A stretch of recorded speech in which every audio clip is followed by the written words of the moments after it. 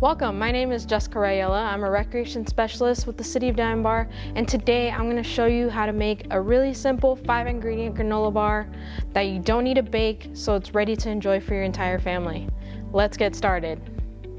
Alright, before we get started with making our granola, we're going to have to gather all of our ingredients and a couple supplies. So, like I said, this is a 5-ingredient granola, so we're going to need our 5 ingredients, which is almond butter. You can use peanut butter if you like.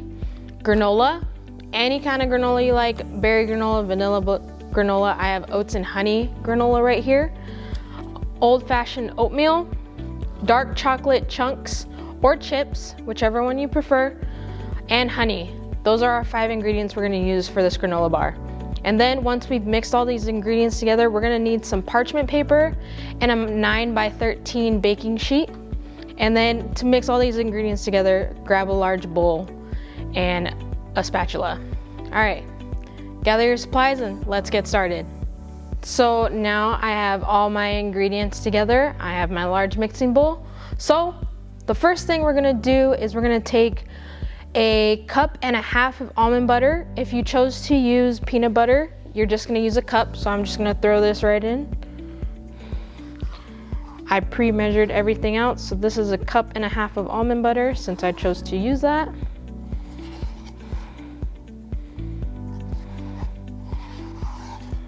Want to get every last bit of almond butter in here.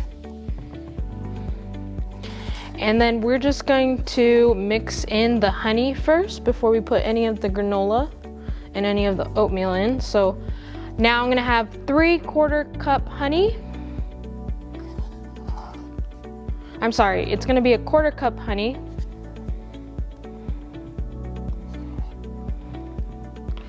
I want to get every last bit of the honey.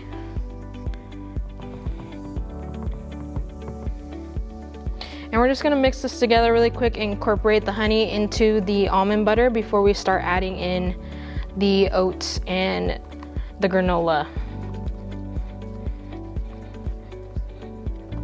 All right, so now I'm going to start adding the granola and the oatmeal.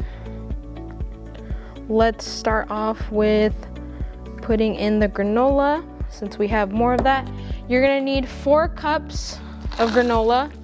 Now I'm just gonna pour in a little bit at a time just to start off. That way it doesn't get too clumpy and I get as much of the peanut butter and the honey incorporated into the granola. Add the rest. I'm just gonna mix that in. If you have an electric mixer with a paddle, feel free to use that to mix your ingredients. If you don't, a large bowl and just like a silicone spatula like this will work just fine. So let me add the old-fashioned oats. You're gonna need 1 cup of old-fashioned oats in there. Mix that in.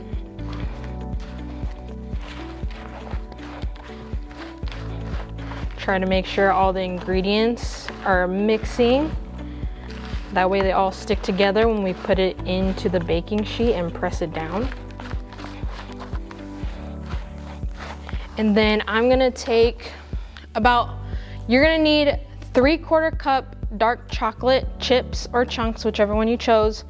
I'm gonna put in 2 1/4 cups of dark chocolate chips, and then we're gonna save the last 1/4 cup for the end. We're gonna put that on top. So that's about 2/4. I'm gonna save the rest for the end. And let's get the dark chocolate chunks incorporated here. And we're almost all mixed up. Just a little more.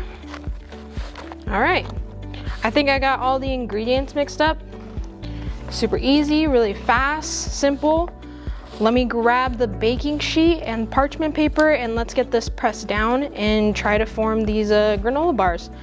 It's gonna look mixed like this. It's okay if it's a little loose right now.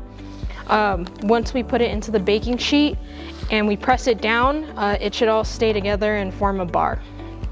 So let me grab that baking sheet and parchment paper and we'll be right back.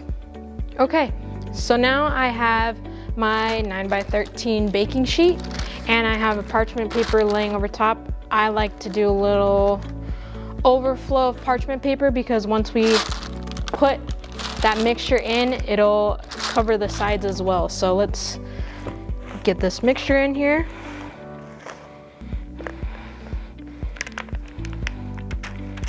We want to try and evenly distribute into the baking sheet. Got a little bit stuck to the bowl. Now I'm just going to go around and just even it out, get the corners, and then we'll press it down with another sheet of parchment. If you don't have parchment paper, you can use foil. Foil works fine.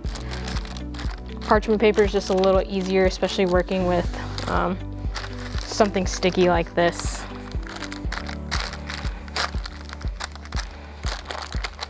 So I'm using the spatula just to press it down a little right now before I grab the parchment. There's a little stuck on here, so I'm just gonna use the parchment to do that. Trying to get the corners and even it out. The edges. All right, so now that I have it flattened out just a little bit, I'm gonna take another piece of parchment over top and I'm just gonna press it down. That way we can form the bars and they don't fall apart. Once I've pressed it down a little bit, I'm gonna add the rest of the chocolate chips. That way they're all on top, best part. And put that parchment paper back over. I'm just gonna press it down more. You can use the spatula you were using to do this, but to make sure you get a nice, firm granola bar, putting your weight into it works well too.